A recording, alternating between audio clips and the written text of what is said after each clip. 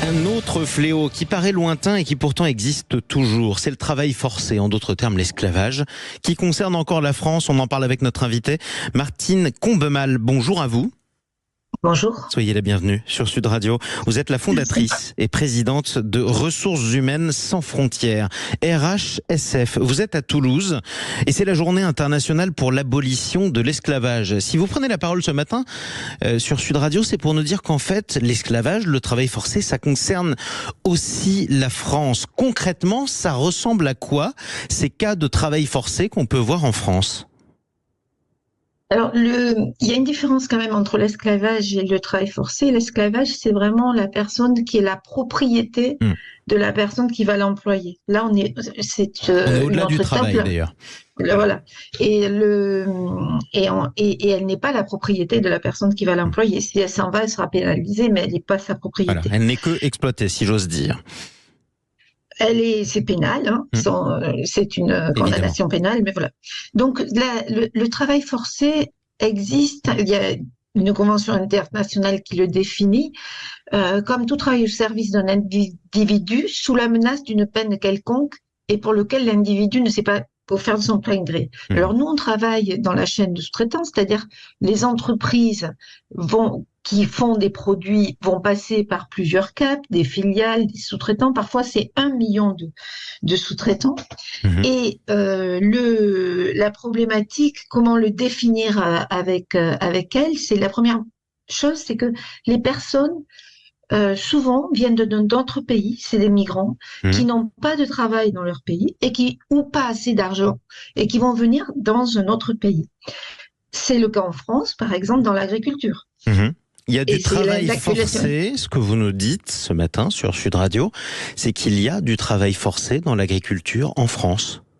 Il y a des risques de travail forcé en France, dans tous les secteurs d'ailleurs, mais en particulier dans les secteurs en tension.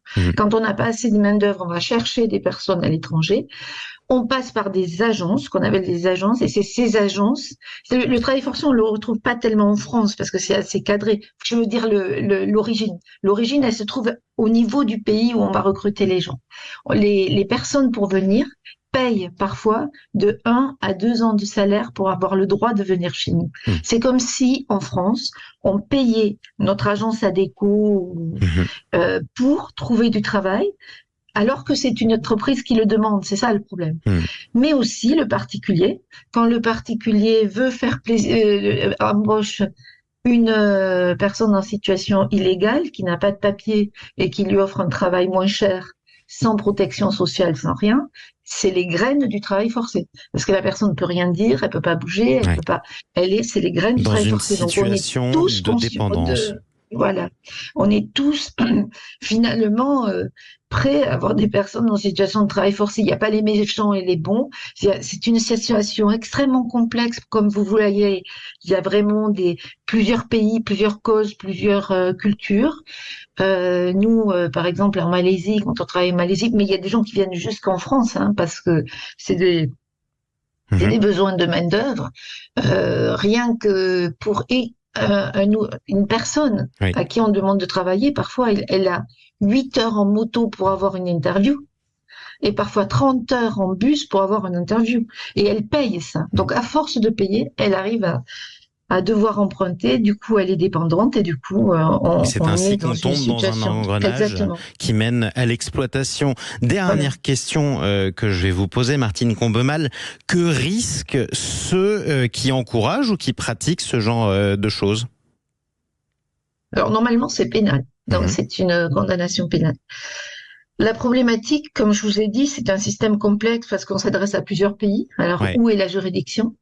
En Europe, il y a une législation on a déjà des textes pour interdire le travail forcé. En France aussi, la France est pionnier là-dessus. Mais on arrive à l'appliquer ? Mais on va avoir encore une autre législation. Il y a la loi sur le devoir de vigilance. Donc la législation est là. La problématique, c'est l'application. Et l'application et la sanction. Voilà, et c'est la raison pour laquelle les associations comme la vôtre se mobilisent justement pour faire en sorte qu'il y ait une réponse pénale adaptée justement à ces pratiques. Merci beaucoup et bon courage, Martine Combemal, fondatrice et présidente de Ressources Humaines Sans Frontières, RHSF. Vous étiez en direct de Toulouse sur Sud Radio.